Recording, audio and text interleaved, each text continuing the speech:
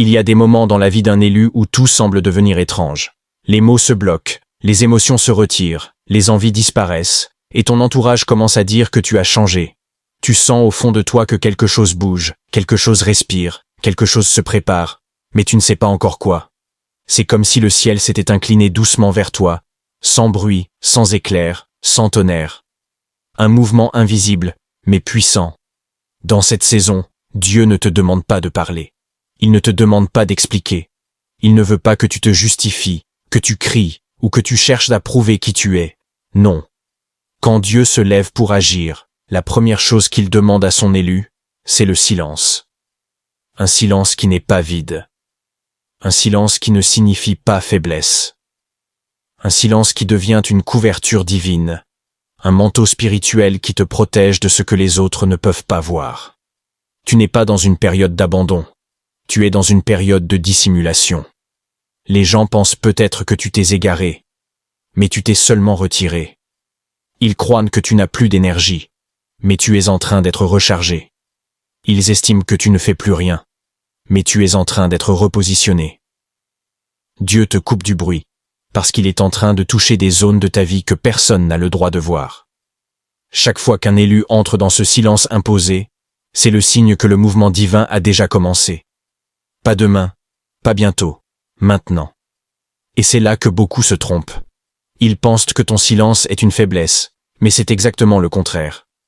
C'est la preuve que Dieu a décidé de prendre le contrôle. C'est la preuve que tu n'as plus besoin de te battre pour exister, parce que désormais, c'est lui qui parle à travers ton absence. Et c'est justement dans ce silence que ton moment commence. Dieu n'agit presque jamais dans le bruit. Le bruit, c'est pour les hommes. Le silence, c'est pour la divinité. Chaque fois qu'un élu entre dans une saison où tout devient calme autour de lui, ce n'est pas un abandon, c'est une stratégie céleste. Dieu ne fait jamais ses plus grands mouvements sous les applaudissements. Il les fait dans des lieux cachés, invisibles, à l'abri des regards humains. Parce que ce que Dieu construit pour toi doit être protégé avant d'être révélé. L'élu ne comprend pas toujours ce qui lui arrive. Il se demande pourquoi Dieu ne parle plus comme avant. Pourquoi les signes se font rares. Pourquoi les rêves deviennent plus lourds, plus symboliques. Pourquoi les relations se dissolvent doucement. Mais ce que l'élu ne réalise pas, c'est que Dieu ne s'est pas retiré. Il est devenu silencieux parce qu'il travaille intensément. Quand Dieu parle, il annonce. Mais quand Dieu se tait, il agit. Ce silence n'est pas une absence. C'est une atmosphère. Une couverture divine qui bloque les attaques, qui ferme les portes que tu n'aurais jamais eu la force de fermer toi-même, qui éteint les bruits qui voulaient t'empêcher d'entendre sa direction. Dans le silence, Dieu sépare. Il sépare l'élu de ce qui ne peut pas entrer dans la prochaine dimension. Tu ne l'as peut-être pas remarqué, mais c'est toujours dans ces moments de calme soudain que certaines personnes disparaissent de ta vie. Pas parce qu'elles ont décidé de partir, mais parce que Dieu les a retirées. Dieu agit dans le silence, parce que le silence empêche les interférences humaines. Si Dieu révélait dès maintenant ce qu'il prépare pour toi, beaucoup chercheraient à t'en détourner, à te décourager, ou à voler la vision. Le silence est la chambre secrète où Dieu forge les élus, les protège, les façonne et les repositionne. Ce processus n'est pas visible, il est ressenti. Tu sens que quelque chose bouge sans savoir où ça t'emmène. Tu sens que tu dois rester tranquille sans comprendre pourquoi. Tu sens que tu dois fermer la bouche même quand tu aurais des choses à dire. Ce n'est pas toi, c'est Dieu. Et quand Dieu décide d'agir pour un élu, il commence toujours par retirer le bruit qui empêche la transformation. Ce silence est une preuve. La preuve que tu n'es pas ignoré. La preuve que tu n'es pas oublié. La preuve que Dieu est en train d'écrire un chapitre où ton nom sera prononcé. Mais seulement quand il aura décidé que le temps est mûr. Dieu agit dans le silence, parce que c'est là que l'élu devient intouchable. Quand Dieu commence à bouger pour un élu, rien n'a l'air normal. Les choses qui te semblaient stables deviennent soudain fragiles. Les relations qui te semblaient solides commencent à perdre leur couleur. Et les habitudes qui te définissaient ne te correspondent plus. Tu sens que quelque chose est en train de se reformer autour de toi, sans bruit, sans explication. Voici ce que vivent les élus quand Dieu agit réellement. 1. l'isolement soudain. Ce n'est pas toi qui t'éloignes. C'est Dieu qui coupe les ponts inutiles. Tu te retrouves dans un petit cercle, parfois même seul, pas parce que tu n'aimes plus les gens, mais parce que tu n'as plus l'autorisation divine de t'éparpiller. Quand Dieu agit, il te retire du monde pour te positionner devant lui. Ce n'est jamais agréable, mais c'est toujours intentionnel. 2. Une perturbation intérieure inexplicable. Tu as un malaise spirituel que personne ne peut comprendre. Tu dors mal, tu réfléchis trop, tu sens une pression dans ton cœur. Ce n'est pas de l'angoisse, c'est Dieu qui réarrange tes fondations. L'élu ressent la transformation avant de la voir. 3. La fermeture de certaines portes. Les opportunités que tu voulais ne fonctionnent plus. Les plans que tu avais bâtis tombent à l'eau. Les choses qui marchaient hier ne marchent plus aujourd'hui. C'est frustrant, mais ce n'est pas un échec. C'est une redirection divine. Dieu ferme ce qui t'aurait détruit plus tard. 4. La disparition silencieuse des faux amis. La plupart ne s'éloignent pas parce qu'ils savent en quelque chose. Ils s'éloignent parce que leur énergie n'est plus compatible avec la saison que Dieu ouvre pour toi. L'élu change de fréquence, et quand ta fréquence change, certains ne peuvent plus te supporter. C'est normal. 5. Un renforcement soudain de ton intuition. Tu commences à sentir les dangers avant qu'ils arrivent. Tu sens les intentions réelles des gens. Tu deviens plus sensible, plus lucide, presque trop lucide. Ce n'est pas un hasard, Dieu t'affûte. Il veut que tu vois au-delà des apparences. 6. Une paix étrange au milieu du chaos. Tout semble instable autour de toi. Pourtant, tu ne paniques pas. Tu ne comprends pas pourquoi tu restes calme alors que tout s'effondre. Cette paix n'est pas humaine. C'est la preuve que Dieu est en contrôle. 7. Des attaques spirituelles inattendues. Chaque fois que Dieu se prépare à élever un élu, l'opposition se réveille. Pas parce que tu fais quelque chose de mal, mais parce que le monde spirituel sait qu'un déplacement est en cours. Quand les attaques augmentent, ce n'est pas le signe que tu recules. C'est le signe que tu es proche de la prochaine étape. Chaque signe est une annonce silencieuse. Une preuve que le ciel travaille pendant que toi, tu te tais. Quand tu vois ces choses dans ta vie, ne te trompe pas. Tu n'es pas dans une période de confusion. Tu es dans une transition divine. Dieu ne t'a jamais autant entouré que maintenant. Le silence d'un élu n'est pas un choix. C'est une instruction.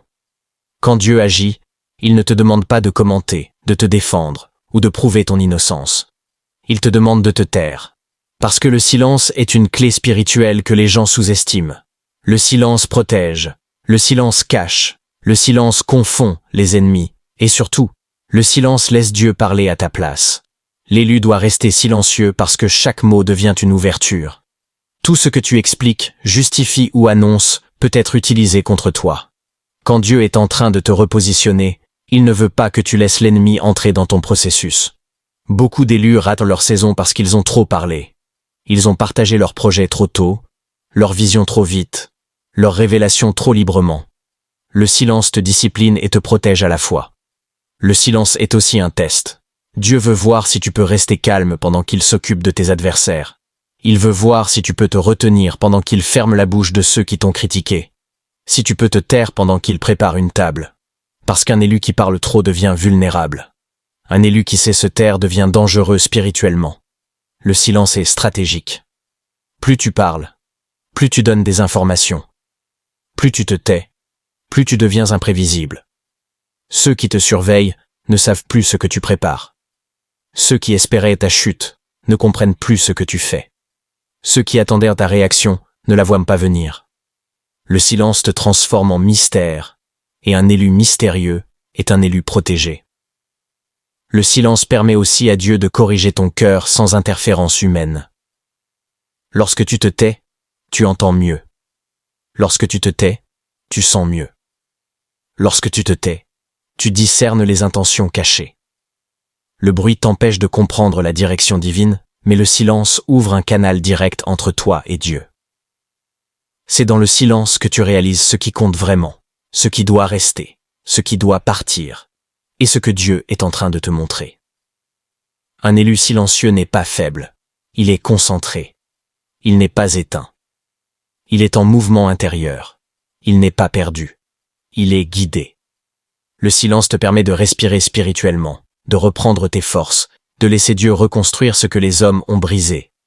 C'est une protection invisible et puissante. Le silence crée un effet spirituel particulier. Il oblige Dieu à intervenir. Quand tu refuses de répondre à l'injustice, Dieu répond à ta place.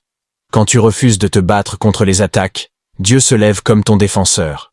Quand tu refuses d'expliquer ton appel, Dieu finit par l'exposer lui-même. Le silence laisse Dieu faire ce que toi, tu n'aurais jamais eu la force de faire. Le silence n'est pas une posture. C'est une arme. Une arme que seul l'élu est capable de porter. Pendant que tu te tais, Dieu travaille. Pendant que tu te retires, Dieu avance. Pendant que tu t'effaces, Dieu te façonne.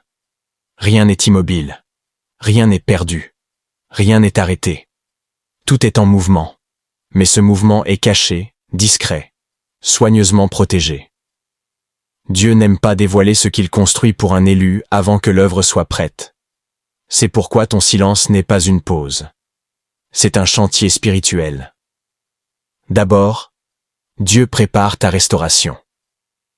Il touche les blessures que tu n'as jamais avouées, les fatigues que tu as ignorées, les blessures intérieures que tu as masquées pour continuer d'avancer.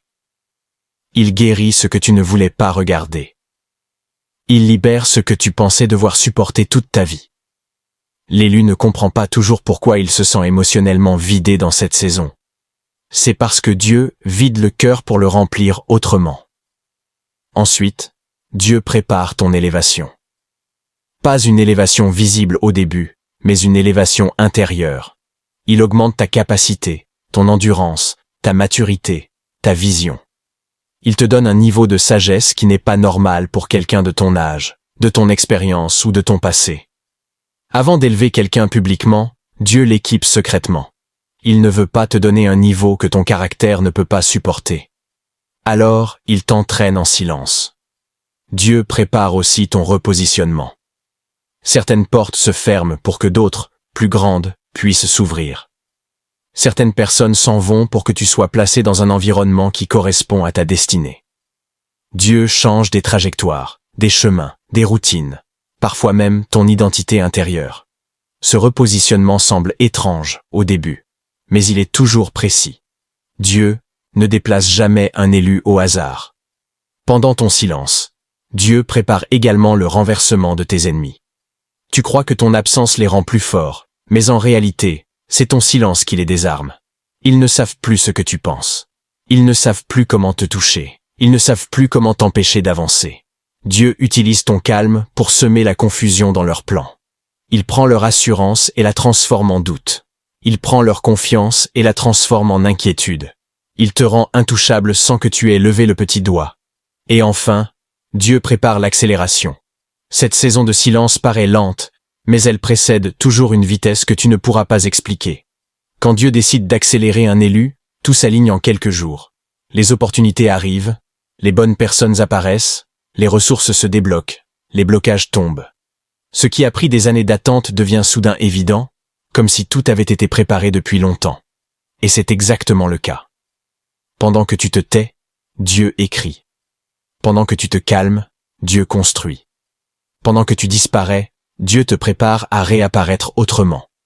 Ce que Dieu prépare en silence dépasse toujours ce que tu imagines. Quand Dieu prépare ton moment, il ne te prévient pas avec des trompettes ni des signes spectaculaires. Il te transforme de l'intérieur. L'élu sent arriver la bascule avant de la voir. Ce n'est pas un changement extérieur, mais une réorganisation profonde. Et pour entrer pleinement dans ce que Dieu t'a réservé, il y a une préparation que personne ne voit, mais que tout élu doit vivre. D'abord, prépare ton cœur. Dieu ne t'élève jamais dans un état de confusion intérieure. Il te demande de laisser tomber les rancœurs, les comparaisons, les frustrations et les blessures qui te fatiguent depuis trop longtemps. Avant ton moment, Dieu fait un nettoyage. Tu dois accepter de laisser partir ce qui te pèse, même si ça te semble injuste. L'élu qui refuse de guérir ne peut pas porter la grandeur qu'on lui prépare. Ensuite, renforce ta discipline. Ce que Dieu t'apporte demande une version plus stable de toi. Plus concentrée. Plus intentionnelle. Plus alignée. Tu dois apprendre à dire non aux distractions, non aux conversations inutiles, non aux énergies qui veulent te tirer vers l'arrière. Ton silence doit devenir une force intérieure, pas une faiblesse. Un élu indiscipliné ne tient jamais longtemps sur la hauteur où Dieu l'envoie. Prépare aussi ton esprit. Lis, réfléchis, grandis, élargis ta vision. Dieu te donne des idées, des intuitions, des inspirations pendant ton silence. Ne les ignore pas. Écris-les. Analyse-les. Prends-les au sérieux. Dieu révèle toujours quelque chose avant de l'accomplir.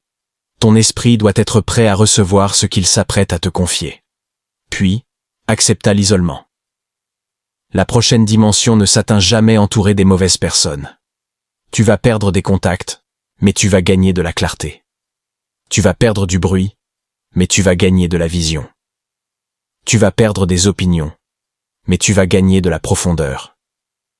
L'élu qui accepte l'isolement devient introuvable pour l'ennemi, mais visible pour Dieu. Enfin, prépare ta posture. Ton moment n'arrive pas pour te rendre arrogant, mais pour te rendre utile.